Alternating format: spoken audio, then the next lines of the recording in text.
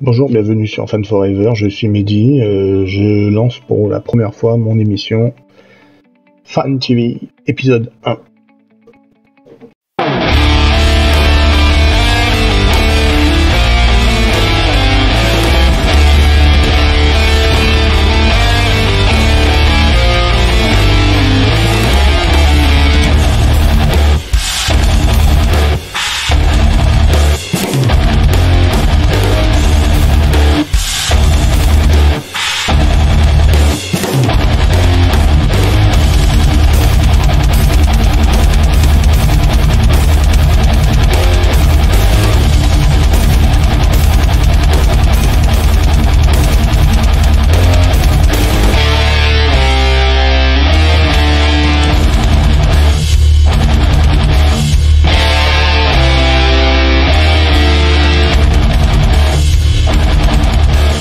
De ma page, pourquoi je fais cette émission et pourquoi j'avais envie de la partager avec vous.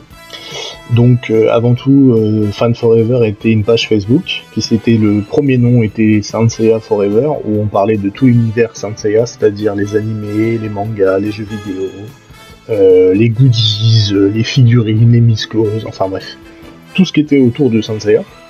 Donc il y avait énormément de choses à raconter. Et puis une fois que j'avais fait le tour du sujet, du coup je me suis dit je fais quoi après. Et le après était le plus dur, donc j'ai lancé ma nouvelle... 1, 2, 3.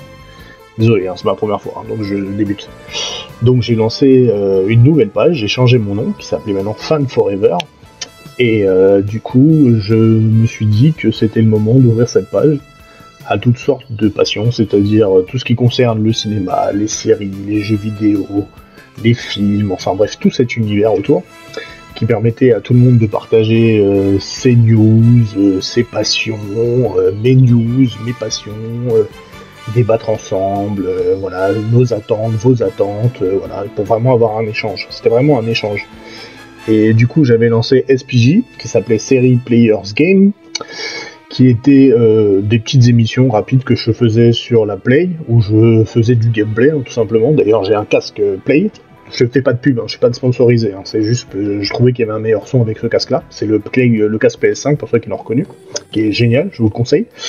Et du coup, je me suis dit, j'ai voulu lancer ma série de gameplay, hein, parce que tout le monde faisait des vidéos de gameplay, donc j'ai dit pourquoi pas, sur YouTube, mais malheureusement YouTube a énormément changé. Donc du coup tout le monde fait des émissions de jeux vidéo, donc c'est hyper compliqué de partager, de profiter, donc j'avais pas mis ma tête. Donc j'ai dit peut-être que l'évolution elle est là, qu'il faut que je montre ma tête, qu'on voit ma tête pour une fois, qui c'est qui fait Fan Forever, pourquoi il le fait, etc. etc. D'où est venu ce Fan TV. Donc mon épisode 1 sera consacré à une rumeur que tout le monde a vue depuis quelques jours, qui a circulé sur Facebook, enfin tous les réseaux sociaux, où je pense que c'est une boulette qu'elle a fait, hein, l'actrice Fake May Jensen, excusez-moi si j'arrive un peu à bégayer. Donc désolé si j'ai écorché son nom à l'actrice, hein, toutes mes confuses. Hein. Du coup elle avait réalisé la première trilogie des X-Men avec Bryan Singer. Et du coup, elle a lancé comme quoi elle était sur un projet qu'elle devait réaliser une série qui a été célèbre en Europe. Donc je suis sûr qu'elle connaît pas son sujet. Hein. Elle a dit ça comme ça, histoire de dire, pour ouvrir sa bouche. Et du coup, elle a dit oui, ce seraient les scénaristes de la série Saint Seiya sur Netflix qui préparaient le film Saint Seiya Live.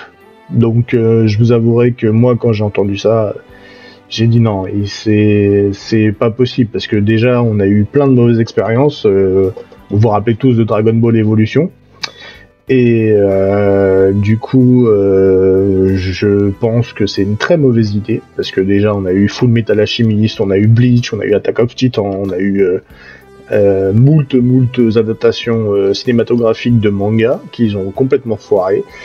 Et que malheureusement, à chaque fois, ils essayent, mais ils comprennent pas que malheureusement, un film sur un manga est très très compliqué. Si vous n'êtes pas en plus fan du manga, je vous vois très mal faire un film dessus en fait, sur cet univers. Surtout que Saint Seiya déjà de base est un comme tous les univers de manga, hein, est vachement développé, que ça soit les armures d'or, les armures de bronze, les armures d'argent, les chevaliers d'Asgard, les chevaliers de Poséidon, les chevaliers d'Hadès. C'est impossible de faire un film qui tient la route, franchement. Donc Saint Seiya a débuté au Japon en 1986, quasiment quelques mois après la sortie en Shonen Jump.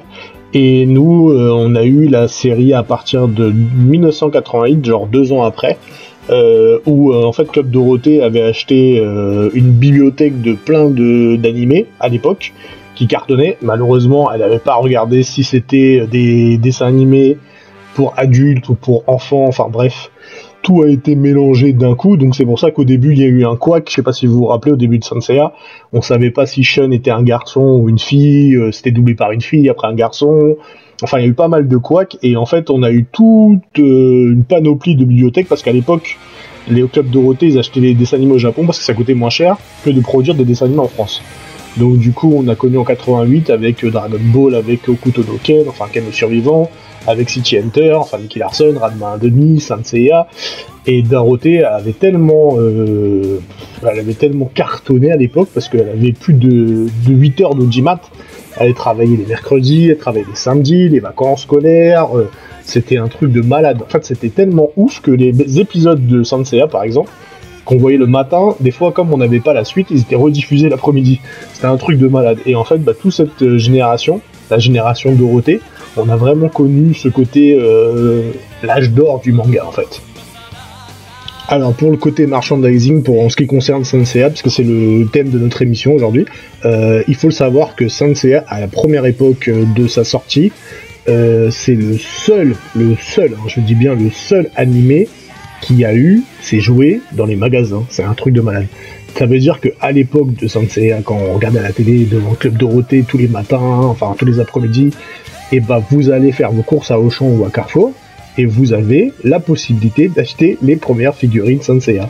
Bon, qui étaient pas terribles, qui étaient très très vilaines, mais bon, c'était un truc de malade à l'époque. C'était la première fois qu'on allait à Auchan, tu prenais ton pain, tes gâteaux, tes chips, et tu pouvais t'acheter la première figurine Saint Seiya qui venait direct du Japon. Un truc de malade. Et à cette époque-là, faut dire que les figurines, c'était vilain, mais ça coûtait une blinde. Une seule figurine, c'était dans les 150 francs à l'époque. Mais t'imagines toi, 150 francs à l'époque, où tes parents, tu leur demandais ça à Noël, ils pétaient un câble. Et en plus, le succès de Saint Seiya, surtout les goodies, c'était par rapport au signe du zodiaque. Vous savez, les chevaliers d'or, avec les 12 chevaliers d'or, et en fait, ça correspondait au signe du zodiaque. Et comme en fait, même les gens qui étaient pas fans de Saint Seiya, ils achetaient la figurine qui correspond à leur signe du zodiaque. Comme quoi, il y en a pour tous les goûts. Donc on va arriver à notre dernier chapitre de notre première émission. Il y a aussi toute une communauté, si on peut appeler une communauté de fans sur la licence Saint Seiya. Je voulais parler aussi de tous les projets, les futurs projets qu'il y a autour de Saint Seiya. Alors déjà, comme je l'ai dit, il y a Jérôme Alquier, pour en revenir, qui a un projet qui a été autorisé par Matsumi Kurumada de faire une sorte de suite au manga original de Saint Seiya dessiné par Jérôme Alquier, qui est notre français, qui a participé à pas mal de Japan Expo, de Paris Manga, qui faisait des jaquettes de DVD, de jaquettes de cassettes vidéo pour Manga Distribution à l'époque. Maintenant ça s'appelle Anime Story. Et du coup, il a le feu vert pour faire cette émission-là. Et du coup, il y a toujours la suite Saint-Seiya Show qui existe depuis quelques temps déjà, en manga. Il y a aussi Next Dimension ou Lost Dimension ou un truc comme ça. Il y a aussi les Lost Canvas qui continuent, d'ailleurs, qui était une série qui était géniale, qui est dommage qu'il n'a pas continué, qui n'a pas abouti à la fin. D'ailleurs, je comprends pourquoi ils l'ont pas fait, clairement. Et il parlait aussi d'un chapitre de Zeus qui devait revenir sur le tapis, parce que normalement Saint Seiya devait se terminer avec un chapitre de Zeus. Et toute cette communauté de fans, en plus, il y a des fans de la nouvelle génération qui arrivent. Je sais pas si vous avez déjà entendu parler, il y a aussi les Pegasus Symphony qui sont diffusés au Grand Rex. D'ailleurs, j'ai participé à celle du Grand Rex, à celui du Palais des Congrès. Excusez-moi. Palais des Congrès qui a été fait par la Fée Sauvage, qui est un show exceptionnel où on vous montre sur un écran géant des images typiques de Saint Seiya, avec les musiques de fond, les voix, et c'est vraiment un super spectacle pour ceux qui ne l'ont pas encore vu.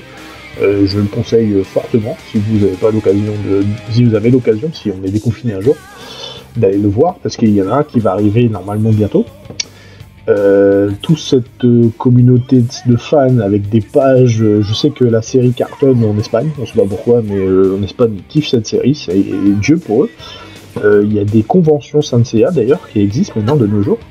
En fait, il y a tout ça autour de la communauté Saint-Seiya, donc moi je veux vraiment qu'on a qu'une seule voix et qu'on dise non à ce film. Franchement, dites non. Et ils vont le massacrer, ils vont le dégommer. J'imagine même pas comment ils vont faire Seiya, j'ose même pas imaginer Shun, j'ose même pas imaginer comment ils vont faire les cosmos, les armures. Ça fait tellement flipper, mais vraiment flipper les gars. Donc vraiment faites un bloc, on fait tous un bloc et on dit stop. Laissez nos mangas tranquilles. Non mais sérieux. Il y a même une comédie musicale Saint-Seiya. Non mais arrêtez. Ça y est, laissez tranquille les mangas. À la rigueur, continuez en anime. En anime, oui, ça peut être sympa d'avoir la fin. D'avoir une fin de Lost Canvas, une fin avec Zeus. Des prochains films, il y avait un film qui était génial, Tenkei Jojo Ouverture, qui était le chapitre d'ouverture aux dieux de Saint-Seiya, je sais pas si vous l'avez vu, qui est excellent. Pourquoi partir dans un film live alors que vous savez très bien que ça va partir au mur, que de vous prendre la tête et continuer les séries en manga. Foutez-leur la paix. On arrive à la fin de l'émission, donc je voulais remercier toutes les personnes qui avaient suivi le premier épisode de Fan TV. Du coup, comme je vous ai promis, il y aura une deuxième émission, excusez-moi, hein. C'est la fatigue qui arrive. Deuxième émission qui arrivera très bientôt. Je vais essayer de me tenir à une émission toutes les semaines si je peux. J'aimerais que la deuxième émission elle se concentre encore sur le film Saint-Seiya en live, mais cette fois j'aimerais la mettre sous forme de débat.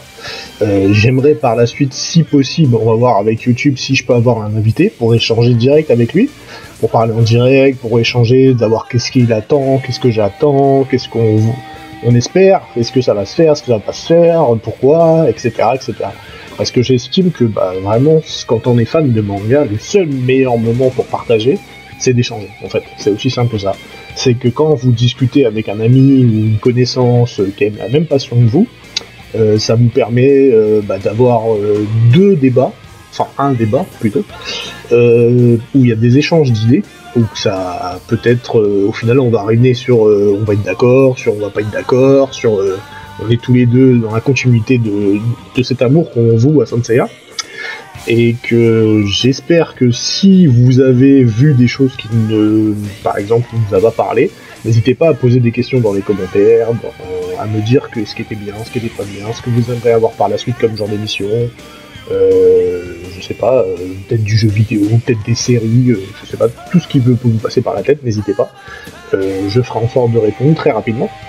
Et je voulais surtout vous remercier et puis vous dire que si vous voulez vous abonner, petite cloche, comme vous connaissez la chanson, et puis mettez un pouce bleu et partagez mon émission pour que justement on puisse avancer et qu'on puisse enfin pouvoir faire d'autres genres d'émissions et peut-être parler de d'autres sujets.